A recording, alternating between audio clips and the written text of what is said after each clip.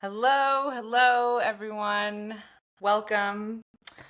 Today I have my old school friend, Christopher, on. And Chris is a nutritional and lifestyle coach living in the US. We went to international school together in the UK, just outside of London, and I have not seen Chris, we're pretty sure, since we were about 12 or 13. 12 or 13, yeah.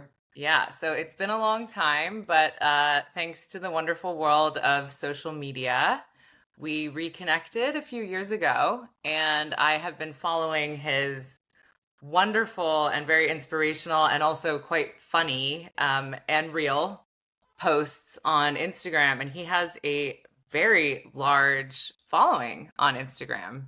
Do you also have TikTok? I do. I started that in 2020 March and got Okay. lucky because then that grew Yeah, to that like, was the time to get in. oh yeah. I mean, anyone that I knew that started in March 2020, we all have over 1 million followers. And Yeah. so that grew pretty quickly. Yeah, I haven't done TikTok. I haven't done it yet. Well, That's who something knows? It I'm might be working banned next month. I mean, I don't know. Like, you never know. Yeah. Yeah. Well, here in the US anyway. So, Yeah. So I've been following him. We reconnected. And when I started thinking about starting the podcast, he was one of the first people that I reached out to, actually, before I even started it. And he very kindly agreed to be one of my early first season guests. So welcome, Chris. well, thanks for having me. And I will say that it's pretty impressive that you did it so quickly because most people that I know talk about it, right? And nothing ever kind of happens, right? So, Well, I feel like I think I talked about it or like yearnings for it and had whispers of it for over a year, mhm. but it wasn't until like October, November last year that I kind of so initially I was like I really want to be involved with podcasts. So Mhm. I connected with people who had them. I reached out, I spoke to lots of people, I applied for a million positions, and it was just like a dead end road. I managed to have a couple cool conversations with people, but Mhm. like podcasts aren't really like hiring No, people. no. And then I don't know, I went to a retreat with my good friend Anakin, who was one of my first guests, and we all had to set goals for ourselves. And I was like, I'm just going to do my own podcast. And so that was like an accountability check Got thing. it, got it, got it, got And so she was like, okay, you have to do it. And then I was like, oh, now I have to do it. it. Well, I mean, I think most podcasts want to kind of operate lean and mean, right? So, Yeah. Yeah. And I was really excited when I reached out to you and you responded immediately. You're a very good responder. So well, I thank you mean, for I that. think with a lot of my friends that I went to school with and overseas and even all the way back to like Singapore, um, I like staying in touch with people, right? And my two triplet siblings like are not that at all. They could care less about what people are doing, and for some reason, I have this yearning to just know what people are up to that I felt close with at a certain point in my life, right? And so, when Facebook originally, launched online, Mm. I think I don't even know where I was, but I just started frantically looking for friends, right? Yeah, we were like early 20s. Yeah, yeah, exactly. I think I had an internship in Hoboken, New Jersey, for a contractor. And I was just like looking at people's names and essentially stalking people or like looking like Well, where I are mean, they? that's what Facebook is, Yeah, right? yeah, yeah, exactly. So, but I think it's early days is great because it connected everyone, right? Reconnected, and now it's obviously what it is. So, Yeah. Yeah, so when Chris and I were at school together, I remember, so the school that we went to was an international school. And one of the things that happens in an international school is the student body population changes by like 70% every single school year. So every year, at the beginning of the year, all the girls that were there from the year before would be like, who are the new guys? Who are the new guys? Are they cute? Da da da. And I remember seeing the attendance list, and everyone was really excited because they were like, there's triplets. They're yeah, triplets. And it was Chris, Jeremy, and Justin. yeah. And identical triplets, like pretty cool. So that was quite the buzz for everyone in our sixth or was it sixth or seventh grade?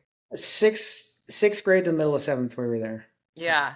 yeah. Yeah. So that was a very exciting time. Can you give us a little bit of background about so everyone, obviously that goes to international schools, usually their parents have really cool, interesting jobs that take them around the world. The two main things that I remember from when you started was one that you guys were adopted Mhm. and two that you were triplets. So can you tell Yeah. me a little more about early days, Chris? What? Yeah. So, um, my siblings and I only say siblings because Jeremy is identifies as non-binary, so it's just a lot easier for me to say sibling. Okay. And I mess up pronouns all the time, so I'm Yeah. dealing with it. But so my siblings and I were adopted from South Korea. By the time we got to the States, I think we were a little over a year old. My father worked for ExxonMobil for almost 40 years, and so my mom couldn't physically have children, so they wanted to adopt. And so originally they wanted to adopt a group of siblings together, and then their physician was like, "Hey, there's triplets. It's the same thing. They just happen to be the same age." And And where were your adopted parents from? so my mom is from New York, my dad's from Pennsylvania, but Okay. at the time they were living in New Jersey. Okay. So they had adopted us. We flew into JFK. We were there for maybe a year, and then my dad took his first overseas assignment, which Mhm. was in Italy. So we lived in Sicily when we were babies. I don't really remember too much of that, minus baby videos. And then we moved to Singapore. So kindergarten to fifth grade, we were in Singapore. And Yeah. then sixth grade, middle of seventh, we were in London. Middle of seventh to 10th grade, we were in Norway. And then the last years of high school, we were in Texas, where my parents currently still live. So that's kind of, yeah, it was a lot of moving, and it's the same thing, right? It's my Mhm. parents, the code was like, hey, family meeting, and it was always Oh, pamphlets and brochures of the new country and the school we were going to be going to, and it was like they try to, pitch it to us, even though we didn't really have a choice. But yeah. And I think, like anyone that starts their first day of school without having to live internationally, that's always a scary day. But yeah. fortunately, I'm a triplet and first day is always not that scary. And like you said, everywhere we move, people knew that we were coming in because it's not common for triplets to obviously, or triplets in general. So we played sports and you met people through that type of stuff. And people naturally wanted to talk to us just because we were triplets. So, Yeah. It's so cool. yeah. So, Yeah. You're like, yeah, I know. yeah, I mean, I don't know. People are always like, oh, did you like play pranks on people? And I'm like, no, we were never those types of, I don't know. Like, no, not really. So, Yeah. And you all were very unique. Your personalities are, you're your own people, very much so. yeah. I think when people meet us for the first time together, I think it's a lot of the same things. It's, oh, well, your inflection and your tones and the way you say things, obviously similar, but very different personalities, um, which I think is natural. But then I have friends that are multiples that are girls and they're super close. And I wouldn't say that me and my siblings are as close as that, right? We never shared clothes. We wanted to be as different as possible because we were obviously always so similar, right? Or perceived as that. And I think that that's initially what started me getting tattooed was because I just want to be different, right?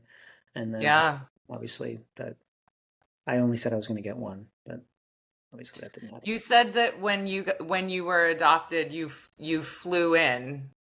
From where? Where were you adopted from? So it was from South Korea, and we flew into Okay. JFK. And so they did have a proxy, some person that volunteers, I guess, to fly with us. And I Okay. just remember my mom tells this story that her whole family, she's Irish Italian, they're really close, and the whole family's at the airport waiting, right? And they were given two instructional rules. Is one, when they receive us, one, they're not going to be able to meet the person that flew with us. They just thought that was like a conflict of interest or something like that. I don't know. They just said, you're not going to make contact with that person. They're just purely there to facilitate transferring. That's weird. Super weird. And Yeah. then the second thing was you're not allowed to take off their clothes right away because new smells and scents, it's a little jarring for any infants. So just keep their clothes on. And of course, my mom and her two sisters, they're like, we need to make sure that all their little parts are there. So they rushed us, and they had brought clothes, right? So they rushed us in the bathroom, changed our clothes, and just inspected us, and everything was fine. And then when they were leaving the airport, I think my one of my uncles had rented a big van. I think it was, I don't know if it was a woman, it might have been a woman, but she waited, right? And she kind of broke this rule that she's not allowed to meet this family, but she just wanted to meet the family that was adopting triplets, right? Yeah. Because it's a big deal. You don't adopt one, you're adopting three at the same time, right? That's, you know, a little much. So that was a nice story. But yeah. That's really wonderful. Yeah. I mean, to this day, I see my friends and my siblings with just one kid or two kids or three. I'm like, I don't have the bandwidth. I don't know No, how I I'm don't. just not built for, I don't know, and to think all three at once, and I see baby videos in Italy, and this is before they had leashes for kids, and with just three babies running in three different directions, right? Yeah, they do. They do that. Yeah. And I'm like, Mom, what did you, how? She says, that's when I started drinking wine. I was like, oh, okay, that makes sense. That tracks. So, Wow. yeah. Yeah, I know. I just need a few hours with my niece and nephew, like a couple Yep, times a year, and yep, I'm good. that's all I need. Yeah. It's like, I'm going to be the cool uncle. I'm good with that. Do the either of your brothers? Yeah, so Justin has their son Nico. He is 8. 8. Yes. And then Jeremy and his partner just had their daughter Winter. Um, she's a little over, maybe a year and a half old, I think. Was she born in the winter? Uh, October. Okay. Yeah. Well, they wanted to choose a gender neutral name. And Okay. so I was like, is Winter gen? And they said, well, if it's a boy, Win. If it's a girl, Winnie. And I was like, oh, yeah, that's fine. So, but so yeah, then there's them. And then I have my older brother, older sister, younger sister. And then I have two older siblings. So there's 8 of us total. Um, All the your same parents? so my dad had 2 sons from his first marriage, which, Okay. long story short, I didn't find out about them until I was in college. Long story. And then Okay. my dad was married a second time, had my older brother and sister who I grew up with. Hmm. And then they adopted us 3. And then when we were living in Singapore, we adopted my little sister. She's Chinese. Okay. And so that's all of us. Wow. I remember when you came to Tassis, our school, that you had come from Singapore. Yeah. I remember that. Yeah. Yeah. It was a culture shock because you go from a country that's basically on the equator, it's just a rainforest, hot, humid, to then no sun, cold, dreary. Mm. I'm like, what is happening? But Where was your favorite of all the places? Do you remember? I kind of love them all because what my family did was for vacation, we would just travel around the region. And I think in Singapore, we went over to Southeast Asia, went up to Japan, did that whole thing. But then what I loved about the UK was that Europe was so accessible, right?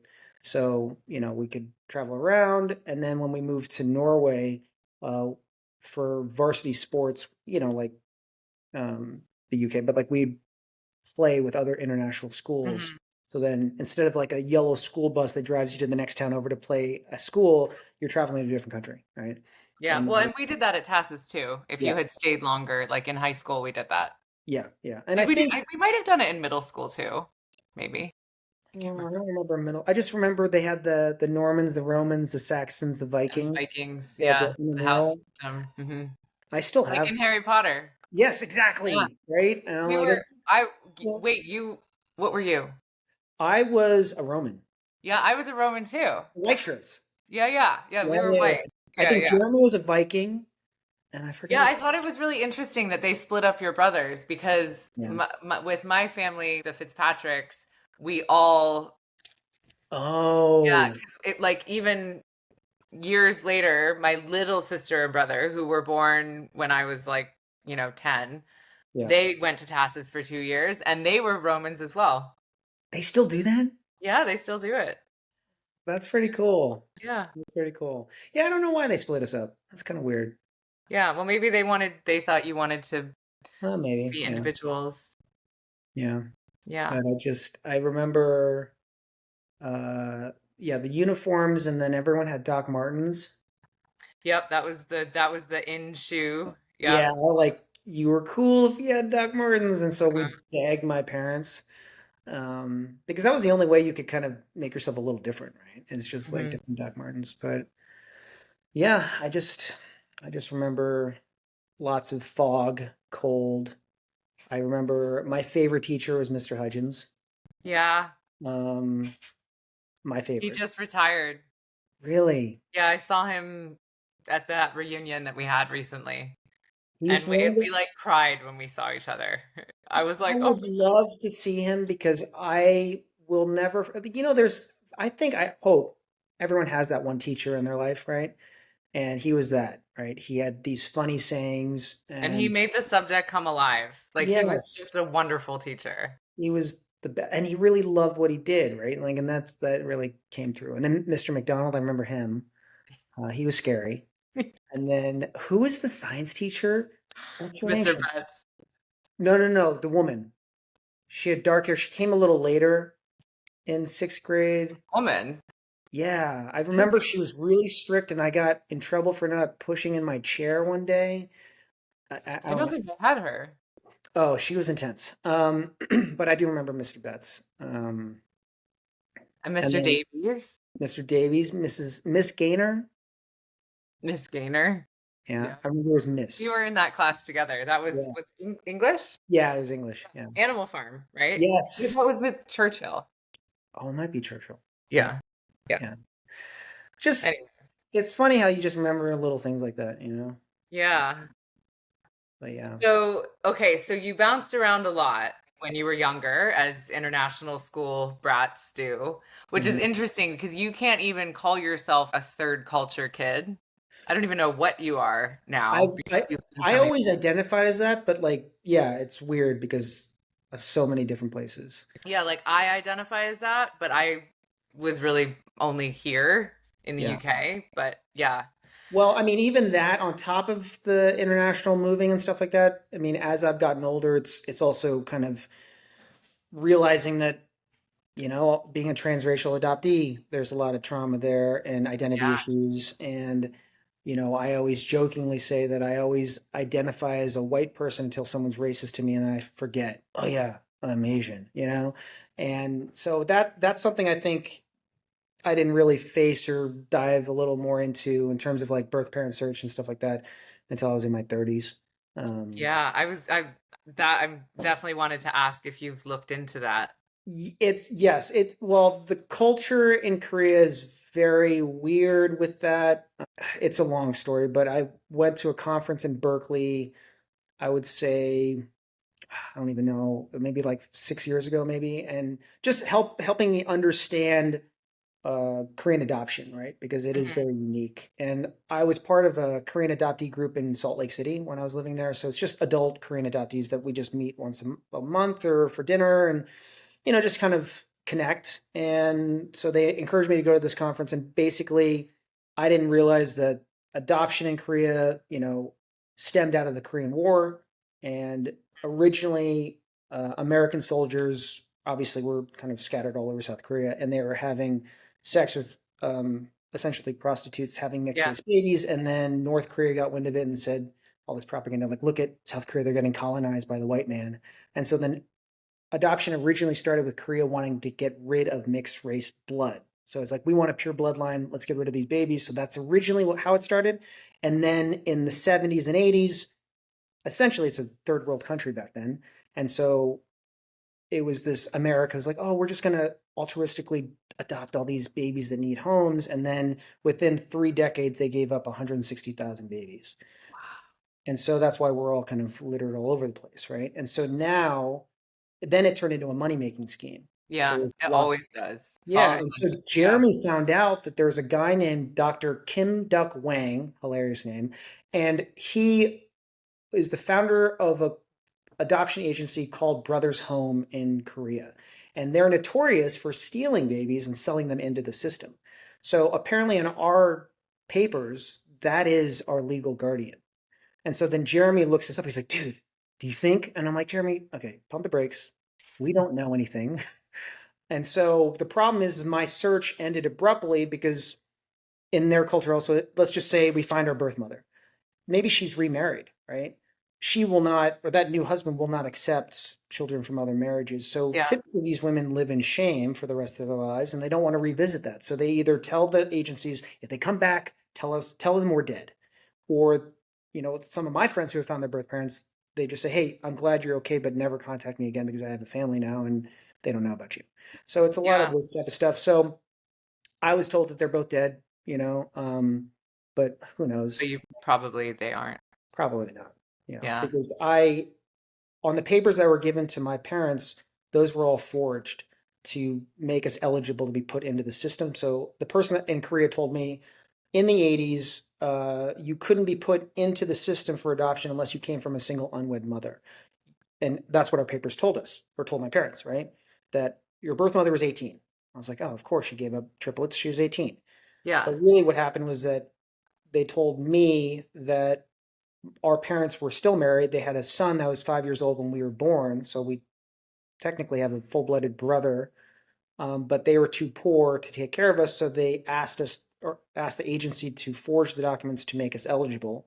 So our birth mother was 26, I think, when she had us, and our birth father was 32. But that's all we know, right? We don't have any ID numbers or anything like that. So I can't find this brother.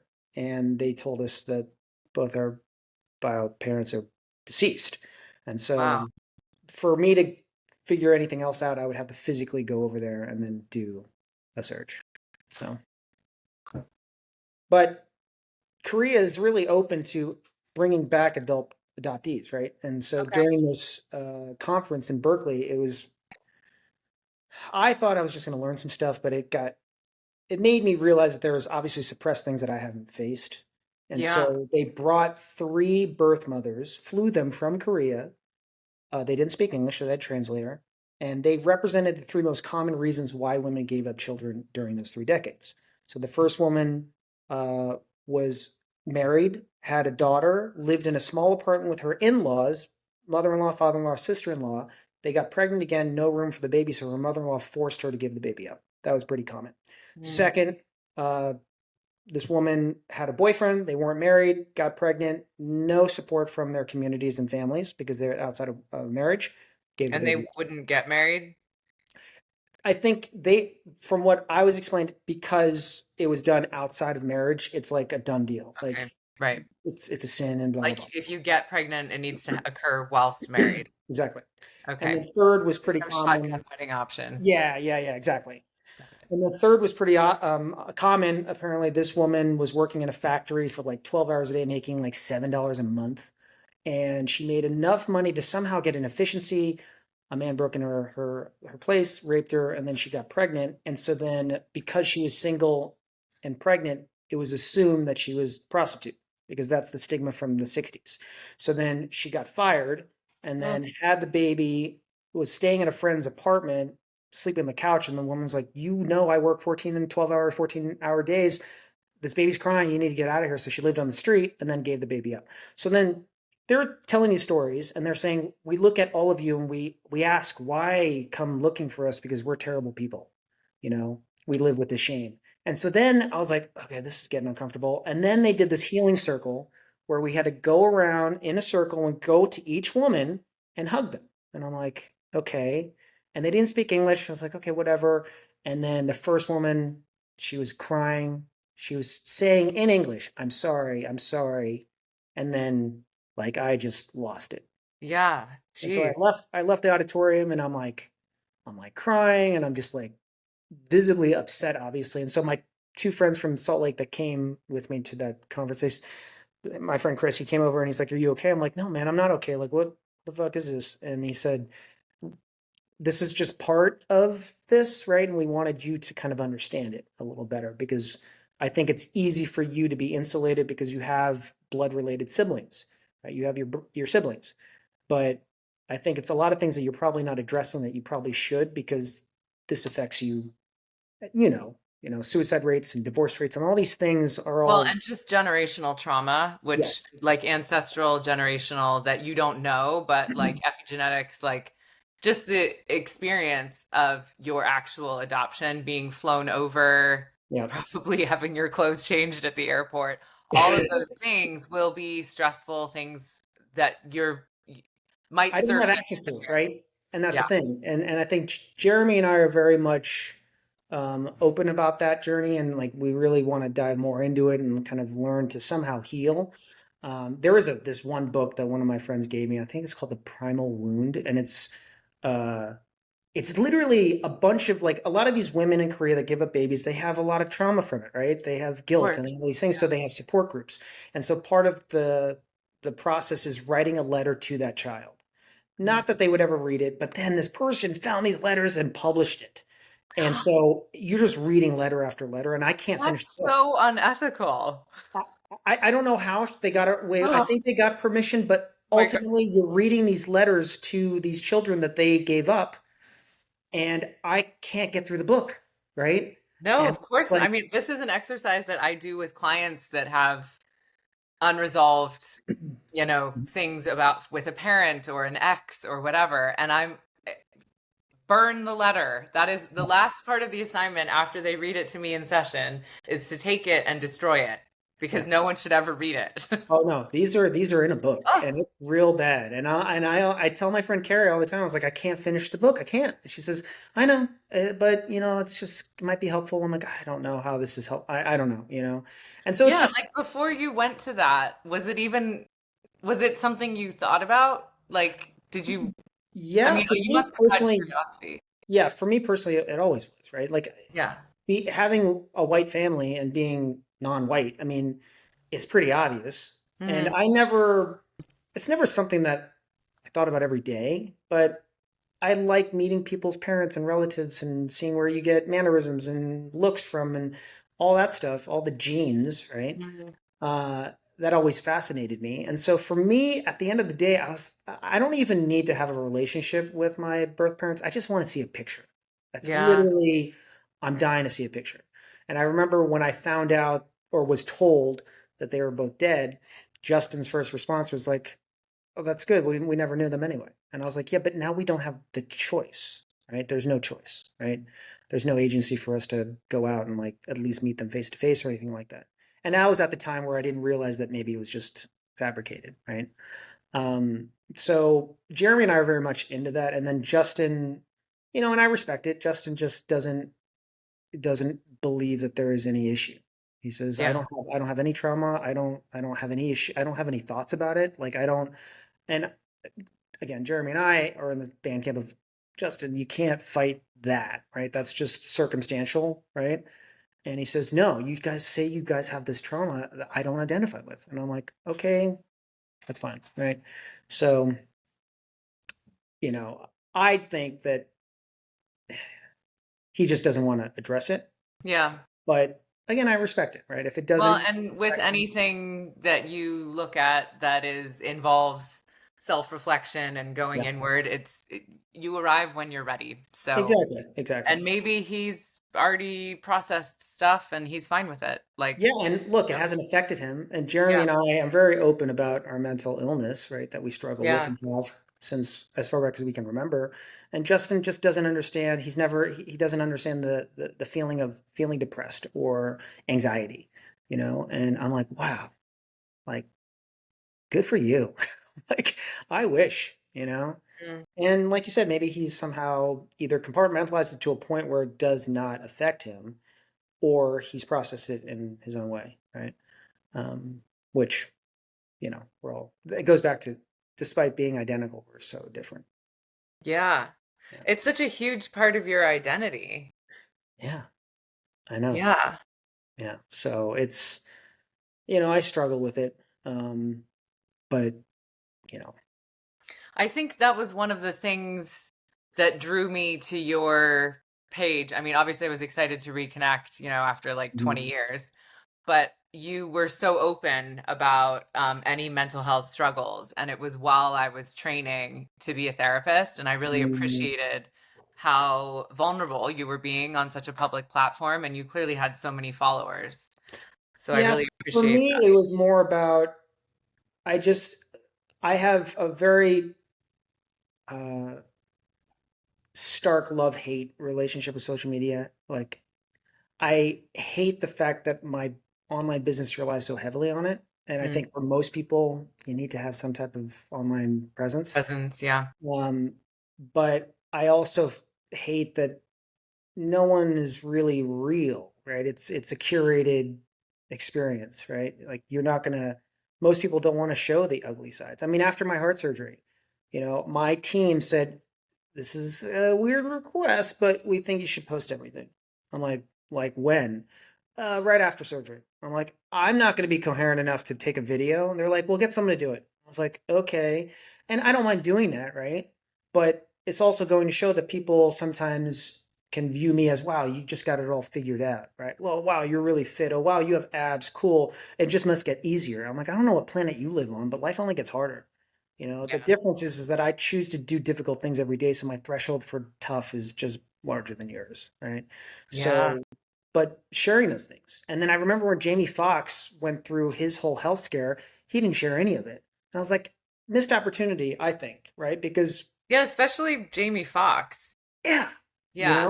it's like it's okay to show that, hey, you can't walk. Hey, like, you almost died, right? Like, I think that that makes you more relatable, obviously, because no one has it figured out and no one's life is perfect. So share the ups and downs. And I think that that's the responsible thing to do if you have a platform. Um, Yeah. you I know, saw something a while ago and it really resonated with me about social media. And I think it was during COVID. And someone said that instead of calling it social media, where there's this like pressure to perform, to look a certain way, to be social and bubbly and happy, and, the spiritual bypass, toxic positivity, all of that, like filtered photos, whatever, mhm. to call it service media instead. I And like so that. that it's every post is like it's positive in its honesty and the fact that it could actually help someone. So I try to post on my therapy page. I want everything to be of service to people. Yeah, for me, it's about, is there a takeaway, right? And I think Yeah. for me, what I realized during COVID specifically is that the universal language for all of us is humor, right? And that we can turn anything dark and have a funny twist on it, right? And that was my way of maybe coping with my struggles, right? Is that, hey, if I can talk about depression in a funny way, right? That's relatable, then we don't have to stigmatize it as this negative thing, right?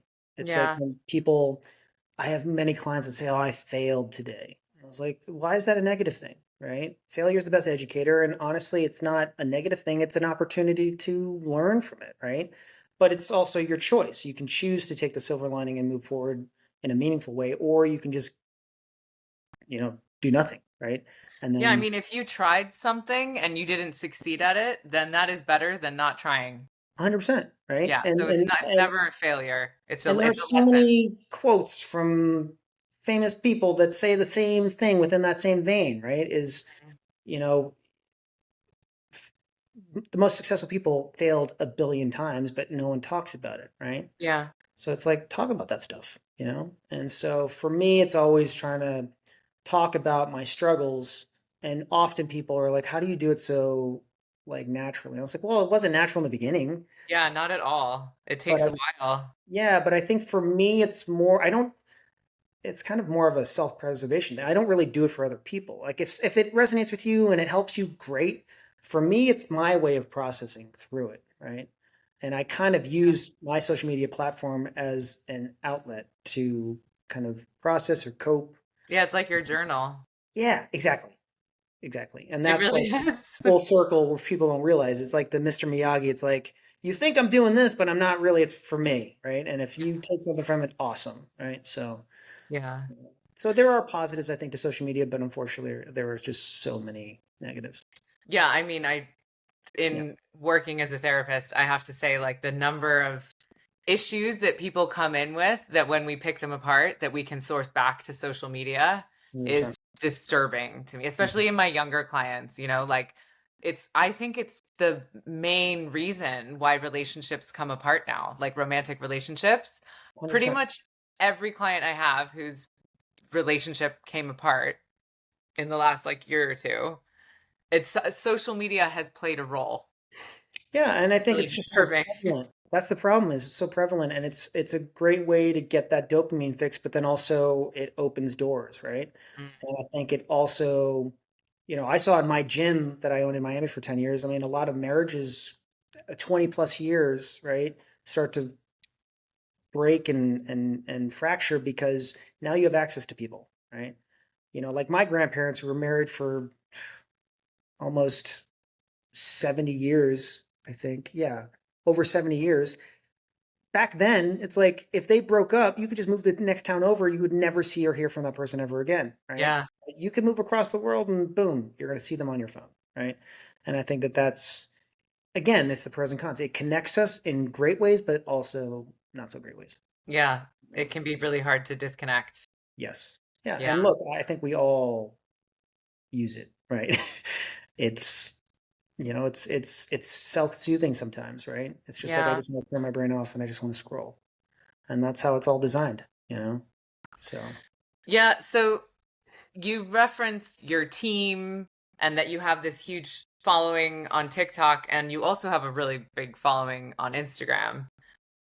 Before social media became a big part of your job, what was your career before you became who you are now?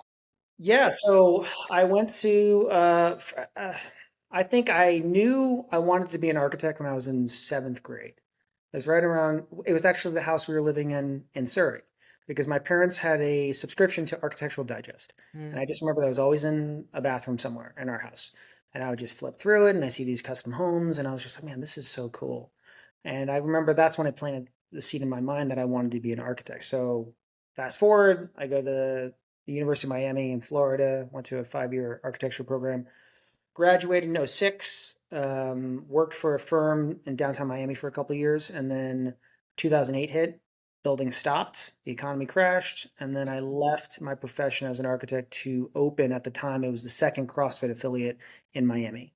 And I had been doing CrossFit on my own at that point for a few years online because no one was doing CrossFit back then.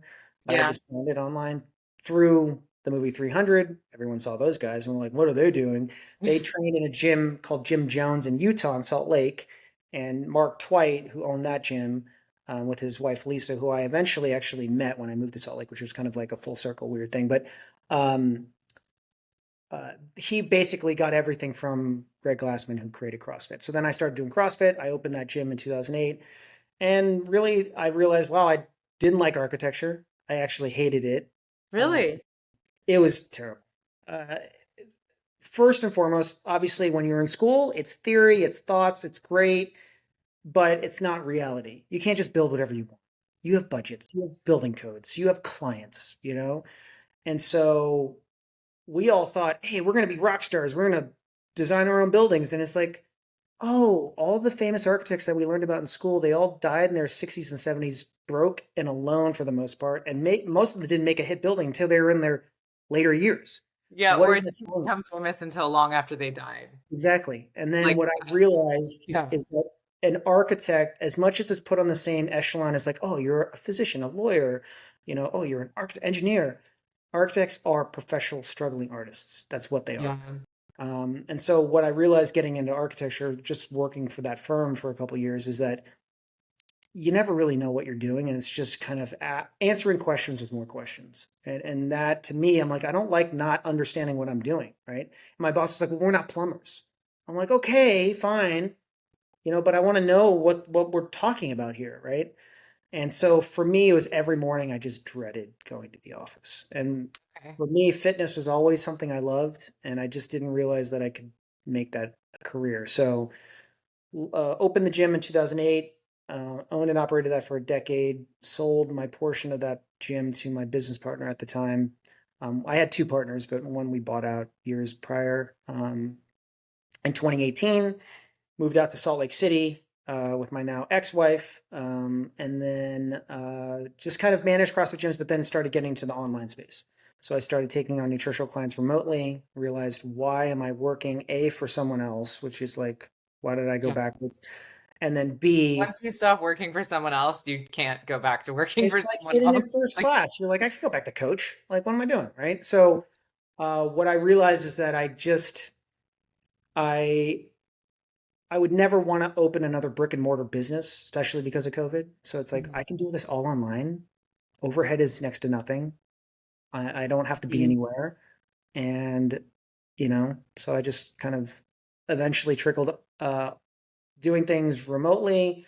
I was still doing managing jobs within CrossFit, the CrossFit space and gyms and affiliates. But then fast forward to 2021, one of my sponsors online is a company called Ancestral Supplements, and it's owned by a man named Brian Johnson. Yeah, I know them. Yeah. So Okay. Brian Johnson reached out to me before Liver King launched Okay. his social media platform. And so he's like, I'm Brian Johnson. I own Ancestral Supplements. I want to give you a full-time job. Long story short, that was a not great situation, but got into that for an NDA purpose. I can't really go into that, but left that after a year and then launched my online business again for the nutritional coaching with a company called Linus. They're based out of Denmark, but they have offices all over the world. So I was working with a key account manager out of the LA office. And so then launched that in July of 2022. And Okay. I've been doing that ever since. Okay. When you said that you made the switch to CrossFit, like, and fully dropped the architecture thing, you said that you were waking up every morning and dreading going into the office. How long did you allow that experience how long did you endure that before you made the full switch? I would say the 2 years I was working for that company. And Okay. so even from the start, I didn't like what I was doing. I didn't feel like I was making a difference. And then I quickly realized that I'm not going to design anything, right? So all the things that I thought about in school are just not realities. And so it was also kind of timing too, right? I didn't know that the housing market was going to crash in Mhm. 2008. I didn't know that, you know, me doing CrossFit in 2005 and just doing it on my own for fun. It was a lot of different things that were going on at the same time. And I was fortunate enough because the company I started working for in 2006, that company had just turned 100 years old. It's an architectural firm named oh my gosh, Swanky Hayden Connell Architects. And so what's crazy is that they no longer exist, right? This is a 100-year-old company that did restoration for Statue of Liberty. They Wow. main office was out of New York, but their principals just didn't bring in new work, and they eventually went under after 100 years, right? And so, fortunately for me, when I was exiting architecture, uh, I had some projects I was working on, and they wanted me to stay, but they told all of us that they were closing the Miami office, so I was basically getting fired. So I said, well, why would I stay on to do these projects if I know I'm getting canned? They said, Mm. we'll give you a severance package.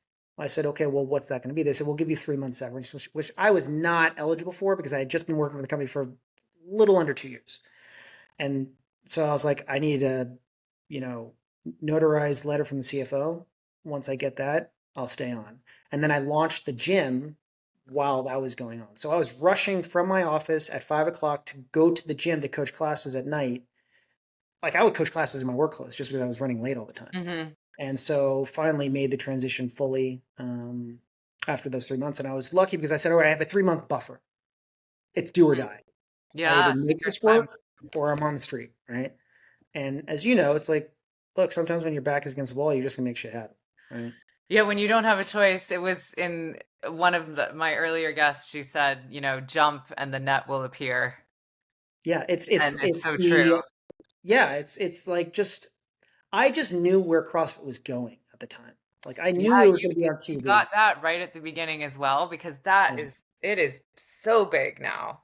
Yeah, and I knew it was going to be on TV. I knew it was going to be a competitive sport. I knew all these things, right? And I was like, look, I see the future with that. So it's more of like build it and they will come, right? And Hmm. so our affiliate grew exponentially in that first 3, 4, 5 years, right? I think the boom was like 2012. And again, affiliates still do well and stuff like that, but it's a glass ceiling, right? And so I was like, I don't want to have, like I said, a brick and mortar business. I just want to be able to do things remotely and have a flexible schedule. So, So then you were working online, doing your own nutritional and lifestyle coaching. mhm. And then when did it sort of become so big? Has it been really gradual, or did you find that there was like a big it surge? So 2018, I started doing things on social media, and at first I was just partnering with brands online that I align with. I use their products, and it was a lot of bartering, right? You make a post, we'll give you some free products. I was like, done. And I started with several companies that had very small followings at the time, and then they all grew. And since they were using my videos as ads, my page grew. So it was also a timing thing. So a company called 10,000, they manufacture clothing.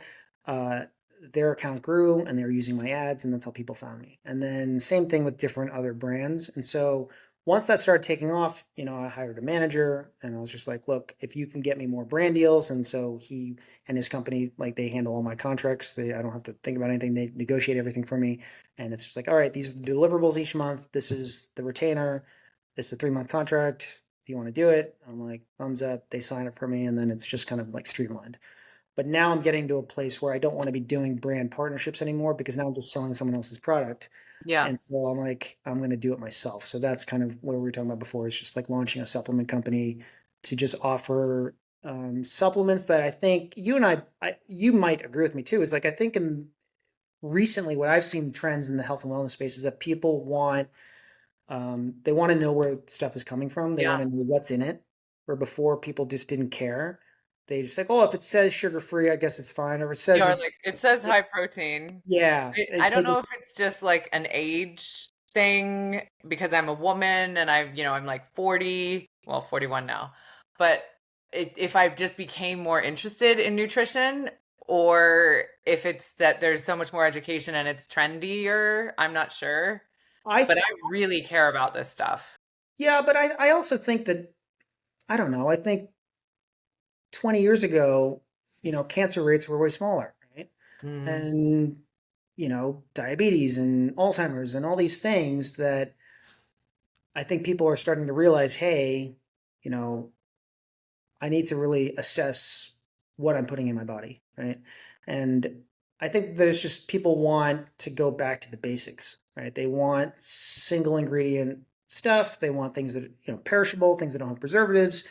And it's hard, especially, you live in the UK, but in the States, everything is it's so bad. just terrible, right? And Yeah. it's I designed to mean, be even so. when I visit the US, even when I am eating what I think is like good food, I always, if You I'm feel, there for a few weeks, I feel like my stomach gets a little messed up and I yeah, feel super bloated. yeah, Even if I'm just having salad and stuff, it's just yeah.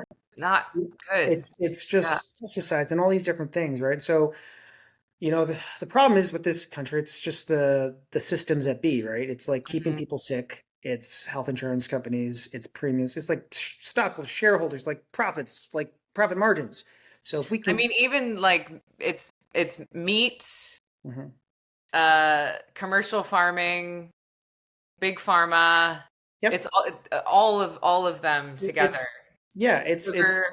it's creating a system where it's not about treating root cause. It's just pill for an ill, keep people at a certain place, and they're going to be relying on it, right? So my goal, I think, which makes me feel like I'm making a bigger difference, is really just helping people just do their best with what we have here in this country with regards to sourcing, reading ingredient lists, just being more mindful because people have no idea how much sugar they're ingesting, right?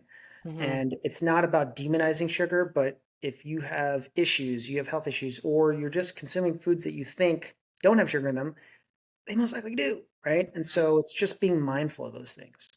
Like I have a client right now who, she's in the mid 200s and we've been doing this for a little bit. And, she just failed to mention that she's been putting Crystal Light in her drinks every day, multiple times a day. And she says, Wow. I haven't lost any weight. And then she says, well, I don't know if it's Crystal Light. I'm like, Crystal Light? What are you talking about? She says, oh, I drink lots of water. I love water, but I put Crystal Light. And I'm like, if you're putting Crystal Light, then I don't think you like water. I think you like the Crystal Light. Hmm. So she cut it out 2 weeks. She's lost 7 pounds. And I was like, look, you need to understand that. And she works out 6 days a week. I'm Hmm. like, you need to understand that exercise is not, if your goal is weight loss, it's not going to get you there. You can work out like a Yeah. crazy person, but if you're over consuming calories, it's math, right? So it's just going to show that people think, well, it says sugar free Crystal Light. I'm like, it's still an artificial. By definition, by saying sugar free, there's some type of sweetener in there, There's a right? sweetener in it. Yeah. Well, I don't want to demonize that stuff, but if your goal is to lose weight, then maybe let's not do this right now, right? You could treat yourself later down the road once you are where you want to be, you have control of your choices and all those things, but just understand it's not serving you, right? And so it's just educating people, but state of the world, people are coping, right? Drugs, alcohol, food, right? So Yeah. it's tough, and I get it, right? Sometimes you just sit back and you're like, oh my God, the world's on fire, and Well, it is. yeah, it is, you know. And then sometimes I get to the point where I get in dark places. I'm like, well, what's the point of anything, right? What's the point, you know? And I just kind of zoom out and think, all right, look, just focus on what you can control, and that's it, you know. And that's all we can do at the end of the day, you know. And it starts with how you take care of yourself. So, and I think Yeah. a lot of people also realize that they have family members that are not doing well health wise, or they see trends in their family. And it's just like, I don't want to be like that. You know, my dad is in his 80s and he cannot walk for all intents and purposes. And if he falls, he's not getting up, right? Yeah. And it's like, I don't want that. I want to live an independent life. I want to do what I want to do when I want to do for as long as I can. And it doesn't happen overnight. So, look, you know, we all understand that skeletal muscle mass is one of your biggest levers for longevity. So if you're Yeah. not building that in the second half of your life expectancy, just based on statistics, is going to be lower. So it's getting rid of the stigma with women saying, "Oh, weight training makes me look bulky." I'm like, look, That's so the number of times that I heard my mom say that yeah, when I was younger, and she would be like, "Don't lift weights. You're gonna have big shoulders." Da da da. And actually, like since I've started weight training, like I'm in like my physique is so much better. well, yeah, you get more Yeah. bang for your buck with that resistance training, right? It's Yeah. just people that do that have better body compositions. They obviously are going to live longer, right? And they're going to be more functional. So we see that with cancer patients and elderly people. As soon as you start losing weight and muscle mass, you're out the door, right? Yeah. So I tell people, look, just go for walks. It's something that I scoffed at years ago, but I'm like, it's the most underrated form of movement. Just walk. Well, again, that's a big difference with the US and the UK or Europe in general is I mean, I don't I live in London, so I don't drive. Yeah. I mean, I can, but I Yeah. haven't driven in like a decade. I walk everywhere. It's Yeah. the when they're like people in the US, it's really struggle to get the like 10,000 steps a day, and most days I'm like 15 or 20 Yeah, easily. we're just not pedestrian friendly places here in the States because Yeah. it's so big, right? And so you know, I tell people get a walking pad. You know, even if you're watching TV, just walk, or you're doing work, get a standing desk. Like do those types of things. There's lots of things you can do, right? But for most of my clients that want to lose weight, I have so many clients that just walk and they lose weight, right? It's Yeah. not about getting in the gym 6 days a Yeah, I week. mean that wouldn't work for like when people are like you can and I'm like that's all I do. If I want to lose weight, I'm gonna have to like it's gonna have to be much more serious because I walk nonstop. Yeah, it's With gonna look at the end of the day, it's nutritional, right? It's sleep, right? If you're not sleeping enough, it really doesn't matter what you're doing with food and movement, right? If yeah, you're getting poor sleep, I tell people all the time, sleep will send you to an early grave before poor food. So it's yeah, really trying to prioritize that, focusing on good sleep hygiene. And there's lots of things that people can be doing that are zero cost, right? That they just don't do. It's like, look, like anything else, you have to be consistent. And now with this emergence of GLP-1 and all these drugs, it's like people are always like, hey, what if I just take this for a few months? I'm like, you do understand what happens, right? You take this drug, it suppresses your appetite. Great. You lose the weight. Awesome. You go off of it. What do you think is going to happen, right? mm, Your appetite's going to come back with a vengeance and you're going to gain all the weight back. That's how that works. So you are going to be dependent on that drug unless you change lifestyle things, right? But too often we live in a world where we want things yesterday, you know, and that's the challenge is helping people understand that I have nothing against pharmaceuticals, but that should be plan Z, right? Not plan A.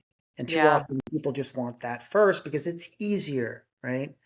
And I tell people, look, in my life, after electively choosing to do that open heart surgery, which I knew was eventually going to happen, but I kept putting it off because of my 4 lung surgeries prior. I have a lot of like I wouldn't say PTSD, but a lot of bad memories from that. I was like, I don't want to do that again. But then I realized, look, I'm a hypocrite, right? Like, do the harder thing. It's harder to choose to do this now, where I could keep putting this off and just essentially put myself at risk and just die of a heart attack at 40, right? So for me, it's like, look, in life, choose the more challenging thing, right? Because you're always going to grow from that. Choosing the easier, it's like that adage, right? Easy choice, hard life, hard choice, easy life. So it's just having enough foresight to understand that do the thing that you might not want to do today because it's going to pay dividends in the future, right? Yeah. So I always tell myself, if I tell myself I don't want to work out, I'm like, damn it, now I have to, right? Yeah. And I Yeah. train myself. And people think I like to exercise. I don't really like to exercise.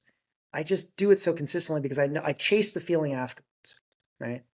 I have never once regretted working out, but I always Yeah. regret I've skipping. never regretted a workout Yeah, ever. yeah. And that's where people need to kind of shift their mindset, right? And it's all about perspective, it's wording, it's the stories we tell ourselves, those become self-fulfilling prophecies. And so I think that's a big thing that I work with my clients is just changing that psychology. And it starts with the words, right? What you use, how you say things, right? So if we keep on labeling things as good, bad, healthy, or unhealthy, then we're creating negative relationships to certain foods when it's not really that. I like to change those to say it's on plan, off plan, favorable or unfavorable towards what your goals are, right? And those goals are going to ebb and flow and change and evolve as you change and evolve. So it's just helping people understand that if you keep labeling these things because that's what society has done for us, like, oh, bread is bad. It's like, no, if you're eating too much of it and you have a weight problem, yeah, it's probably not ideal, but I would never tell someone you can't have bread, right? You just need to be at a place where you can, treat yourself. That's fine, right? But it's tough because people, it's just easier to cope and just eat the easy thing, eat the thing that's convenient, eat the thing that gives you that dopamine. Um, and that's, I Yeah. think, I mean, people, our society is very much, short-term gratification over long-term hard work. yeah, When the reward is farther away, people always choose the short-term yeah, fix yeah. instead. And I Yeah. think, look, I do that sometimes too. Look, I'm not perfect. No one's perfect, right? There are some days where I just want to turn my brain off and watch some trashy TV. Like that's what I do sometimes, right? But it's the other parts of my life that I know that, all right, those are the things that I'm really focusing on and controlling, and I'm at a place where I want to be, right. It's weird because I'll see people that are younger than me that look older than me, Yeah, right. I know. Yeah. I And think we really can see it now that we're in mhm, our early 40s.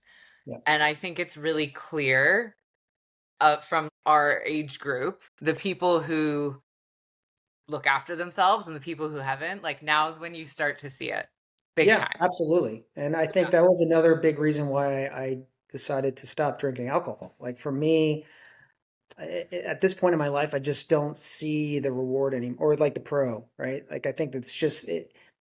I always thought, well, I don't have a problem with alcohol, but I feel like when I do have it, I can just drink, right? And so what is it? There's no reward long term for that, right? And I just realized it for all of us, it destroys your sleep, it destroys my body Yeah. composition. You feel terrible the next day, and I think I was using it a lot in my younger years as a form of coping with anxiety towards like social anxiety, which I didn't realize I had until I stopped drinking. And then I realized, oh God, like I feel uncomfortable like socializing. And I always thought, oh, I can talk to anyone, which I can, but I realized based on being in college, being nervous, like joining a fraternity, like all these different things, it was like that was what was used to socialize. And I think I just took that into my adult years, where I think as I've gotten older, I've drank less, but it's always like, oh, I'll just save it for special occasions or a holiday or a vacation or something like that. But then I didn't like the feeling of, oh, well, I'm on vacation, so now I can just like go ham, Drink right? every day. Yeah. Yeah. And so for me, I don't know how much we don't know how much time we have left on this rock. So it's like I want to just maximize whatever time I do have. And I just don't think alcohol's is doing that, right? Yeah. And that was the liberating moment for me because before I always identified as someone that just drinks occasionally and that it was just a vicious cycle, right? And so once I just said to myself, I just identify as someone that just chooses not to drink anymore, it was like, oh, it was like a light switch. I was like, okay, well, now I can socialize, even though it's still sometimes uncomfortable, but like I can deal with that. Yeah. Um, but and also for someone that struggles with depression, anxiety, and stuff like that, I mean, this doesn't help. So it makes things hyperbolic. Obviously, it doesn't bring out the best version of me, and so I was just like, no, it's just not for me anymore. And again, zero judgment. People can Yeah. partake, and that's fine. More power to you. But also, I'm like, it's really expensive, and Yeah, you it's so know, expensive. hell Yeah. expensive, So I'm just like, not for me anymore. Can you touch a little more on the depression, mental health?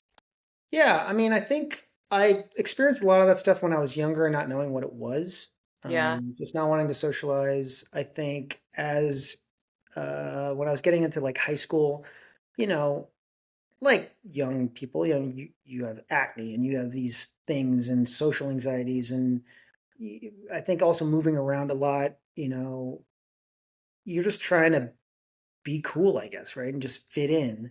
And then obviously being a triplet, you don't fit in. And then it's just like it was a lot of little things I think that happened, but it was after my first lung surgery where I just fell into a deep bout of depression because I identified so heavily with sports and activity, and then all of a sudden I couldn't do those things.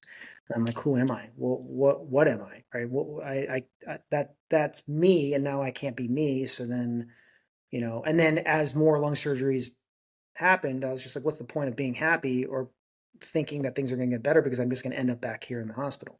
So it was just a struggle. And then I think in retrospect, I think adoption and those types of things, there is a direct correlation to a lot of Korean adoptees and suicide rates and Yeah. divorce rates, right? And so it's not a coincidence. I think it's also identity issues and not really feeling like I maybe know myself. And, you know, I don't, for me, I don't even know what my triggers are specifically. I just know that some days I just don't want to do anything. I don't want to socialize. I just want to crawl in a hole. And what I've learned is going back to that idea of like choosing hard things. It's harder for me to reach out and talk to someone. It's easier to turn inwards. Never once in my life have I ever said after being depressed, oh, thank God I turned inwards and shut everyone out because it totally helped. Like it Yeah. never helps, right? So it's like reach out, lean on someone, right? Community and connection are one of the pillars for Yeah, uh like depression, yeah, for absolutely. recovery. Yeah. Yeah. Yeah. Yeah. And so I think that was what led to the stuff on social media was just like talking about that in a humorous way because I think, especially after COVID, a lot of people that never experienced depression all of a sudden were like, what is this? And I'm like, oh, yeah, welcome. It's like, It this was is, such a good time for me to start being a therapist. I remember my dad was like, is there going to be enough work? And I was like, literally everyone needs a therapist right now. oh, Everyone is 100%, so depressed and anxious and like, 100%, yeah. 100%. So, but yeah, so then I realized obviously is what most people know, but it's harder to follow is like how you take care of yourself can make things better or worse. Hmm. Right. And I tell people who struggle with anxiety, depression, PTSD, look, it's not going away, right? We need to learn how to coexist with it. And so there are some things that are going to be outside of your control, but actually food can make things worse or better, right? Lack of sleep. It's like the foundational, right? You get more sleep, you're probably going to have less dark days than you realize, right? But too often people, just don't realize that the simple things, right? The basics can have a huge impact positively. Yeah, it is really back to basics when I start with new clients, when we are working through that. And I'm like, okay, we're just going to do a little bit of an audit, right? Like, how much do you move your body? What does your sleep look like? How late are you eating dinner? Do you wake up and see natural light first thing? Do you work in an office? Like, Yeah. just going through some of the basics. And so many people that just like, they don't exercise or they're like, no, no, no, I'm really, really good. But then they'll be like, oh, but my like I eat really badly. And I'm like, Yeah. well, it's everything is connected. Everything Everything is is connected. connected, and people don't realize that there are tons of studies showing processed foods and sugars and things like this. They're not helping your depression, right? It's the highs and lows, right? Yeah, and the like treating yourself with something sugary is not Yes, gonna help. yes, yeah. And, in the States, it's always like, I ate something, so I deserve a little dessert. I'm like, dessert 3 times a day? Like, okay. If you are where you want to be and you're functioning great, sleeping great, then yeah, have at it. Cool. But that's no one, you know? So, I think it's just, making people more aware. And again, people fall into habits and they create, responses towards triggers. And it's just helping them kind of like snap out of it, take a second, right? And just think about it, right? Do you need this or do you want this? And typically it's not something you need, it's just something you want. So Hmm. instead of saying, oh, I can't have this, I can't have that, it's like, hey, just say, I choose not to have this now. Because then that changes, it's reframing, and more importantly, it gives you the realization that you have agency. Like, hey, I'm choosing not to have this. It's not that I can't have it, I'm just choosing not to have it because I'm overweight or I have diabetes or whatever it is, right? And so that's what people need to realize is that we all have more agency and control in our lives than we actually think. And so I've always lived in the mindset, things happen for me, not to me. Yeah. And that was a big aha moment for me as well. I was always playing the victim, poor me, look at me, why is this happening to me? And it's just like, look, for me, right? Like I can choose to use this as fuel, or I can choose to take the easy route and use this as a scapegoat as to why I'm not where I want to be or why I'm not happy or whatever, right? But it's a everyday work in progress. You can't just, people are like, I did 10 sit-ups, but I don't have abs. I'm like, that's not how this works. Hmm. You gotta do it day in, day out. Um, I feel like there's so many other things we could talk about that maybe we. Yeah. Well, if you have a message um, that you would give to yourself, like present day you, that you would give to yourself when you were at your sort of lowest point. I would say to my younger self is lean into fear.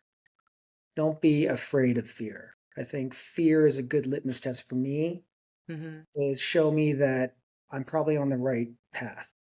When you're Yeah. doing things that make you uncomfortable, that scare you, um, don't run from that. Run towards it. So, Yeah. That's great. Thank you. yeah. Yeah. I mean, we'll definitely have to have, Part two.